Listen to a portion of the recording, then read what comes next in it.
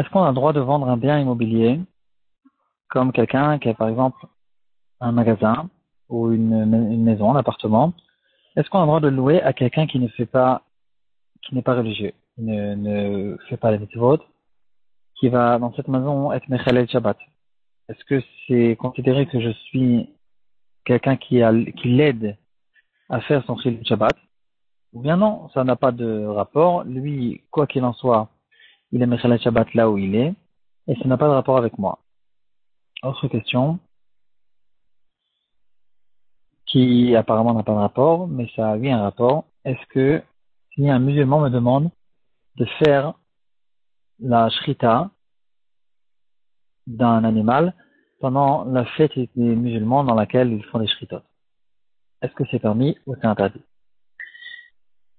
Dans notre daf, nous rencontrerons l'interdiction qui s'appelle Messiah Yede Ovre Avera. On connaît tous l'interdiction de la Torah qui s'appelle Velifne Iver Lotitel Mechol. Je n'ai pas le droit de causer quelqu'un d'autre à faire une Avera. Ça, c'est une interdiction qui est Minatora. Midi Rabanan, il y a une interdiction qui est plus que ça. Les Chachamim sont venus et interdits même quand il ne fait pas l'Avera à cause de moi, mais moi, je l'ai aidé à faire sa Avera. Et ça aussi, c'est interdit. Même dans le cas où, de toute façon, il avait une possibilité de faire cette Avera, et c'est pas moi qui a causé que cette Avera a été faite par cette personne. Il l'a fait de toute façon. Moi, je l'ai juste aidé. Ça, c'est quelque chose qui est interdit Midi Rabanan. La raison, elle est évidente, parce que non seulement j'ai l'obligation d'essayer de l'empêcher de faire cette Avera, alors, qu'elle va remettre que je ne peux pas me permettre de l'aider à la faire. C'est pour ça que la halakha est tranchée, qu'une personne n'a pas le droit de vendre des choses, certains objets avec lesquels on fait des avérotes, quoi qu'il en soit, ça peut être des aliments ou n'importe quel autre objet, qui sert aux gens de faire des avérotes, si même dans le cas où on n'a pas la possibilité d'accéder et de trouver ces objets autre part, si on ne peut pas si on ne peut pas, si on ne peut pas les trouver autre part, c'est l'ifné vert de Roita. Parce que cette personne, il va faire la vera que à cause de moi.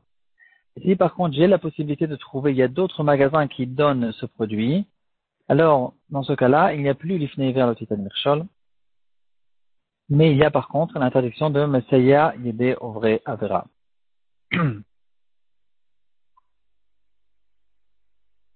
Et de là, on en arrive aux deux questions qu'on a vues au début du shiur. Dans le shoot du Tashbet, on lui a posé la question suivante. Est-ce qu'un juif, un shochet, apparemment, on lui demande pendant la fête des musulmans de faire la shrita d'un animal? Est-ce que c'est permis ou c'est interdit? Le Tashbet dit qu'il y a là-dessus plusieurs interdictions. Une de ces interdictions, c'est l'interdiction qu'on vient de voir. Dans cette shrita, il est en train d'aider des vrais avera. Quelle est la avera? Quel est le problème? Un musulman, n'importe quel autre goy, qui rajoute sur les mitzvot qui lui ont été donnés. Les goyim, ils ont 7 mitzvot qui s'appellent les 7 mitzvot de noirs. Un goy n'a pas le droit de rajouter des autres mitzvot personnels. Sur ces 7 mitzvot, on retrouve cette chose-là dans le Rambam Ilchot Melachim Perek Yud à la Chatet.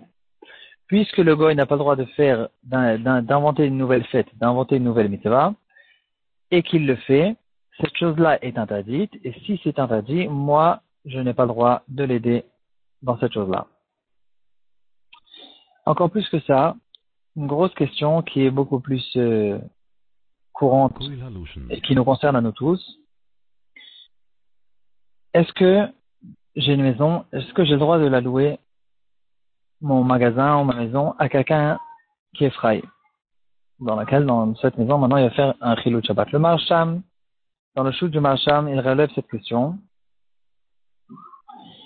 Et là-bas, c'était l'histoire d'un coiffeur. Il loue un magasin à un coiffeur, et ce coiffeur, il était Mechalel Shabbat. Il ramène plusieurs raisons de permettre cette location. Et il explique pourquoi, dans ce cas-là, il n'y a pas vraiment le problème de Messiah et de Avera.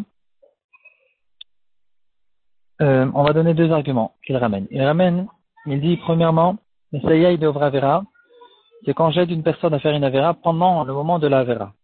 Pas que quelques jours plus tôt, j'ai fait une action qui va causer plus tard à l'aider à faire cette avéra. Dans ce cas-là, point de vue Messaïa de Avra, il n'y a pas de problème. Donc ici, quand je signe le contrat avec ce goy, avec ce juif éloigné, je signe le contrat un jour de Chol, et après Shabbat arrive et il est Mechel el Shabbat dans cette maison, ça n'a déjà plus de rapport avec moi.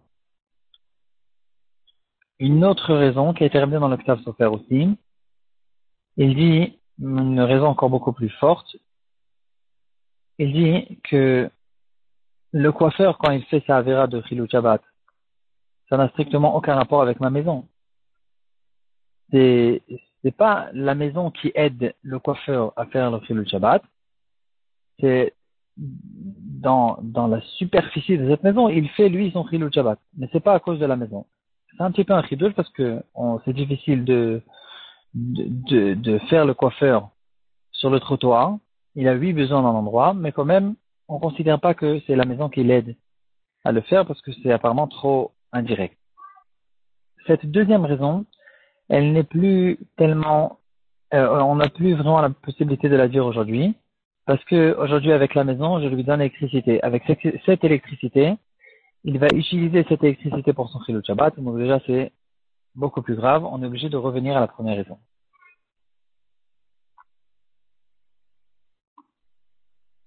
Finalement, même s'il y a certaines possibilités de permettre à louer une maison à quelqu'un qui n'est pas religieux, dans Rav Aaron Kotler, il dit Raoui l'école Mishesh Boirat Shamaim, tout celui qui a la crainte du ciel, il serait bien de prendre compte du kavod de Hachem et du kavod de Shabbat et ne pas avoir aucun rapport avec un chilou de Shabbat, même un rapport qui est extrêmement indirect, de ne pas rentrer dans sa maison cette to'eva de chilou de Shabbat, et lorsqu'il va s'abstenir de louer sa maison à cause de cette raison, il y a là-dedans un grand kiddush Hashem.